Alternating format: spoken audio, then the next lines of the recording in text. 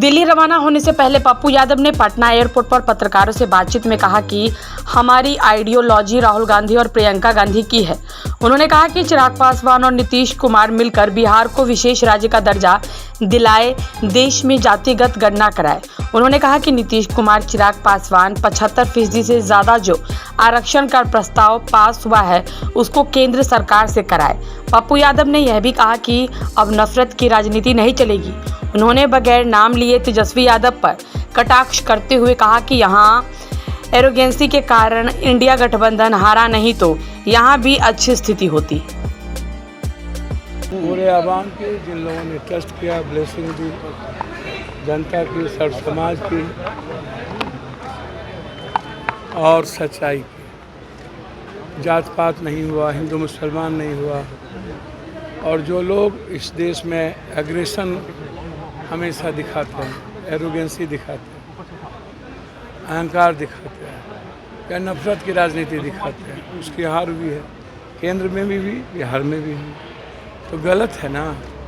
इस देश की जनता हमेशा बुद्ध के रास्ते, महावीर के रास्ते, राम के रास्ते, शिव के रास्ते, कृष्ण के रास्ते चले और आप हमेशा उत्तेजना वाली बात करेंगे। तो आज का युवा उत्तेजना नहीं देखना चाहता, वो ज़िंदगी चाहता है, वो जीना चाहता है, वो मुस्कुराना चाहता है। और सभी लोग लग गए।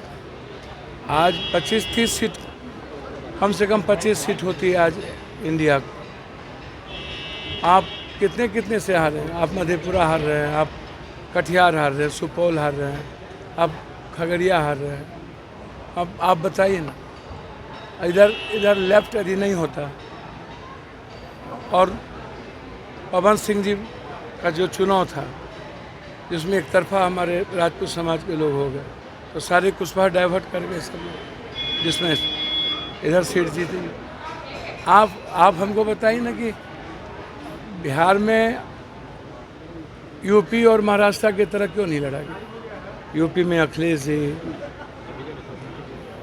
राहुल गांधी जी, प्रियंका गांधी, राहुल गांधी लगातार यूपी में देश में संघर्ष करते हैं।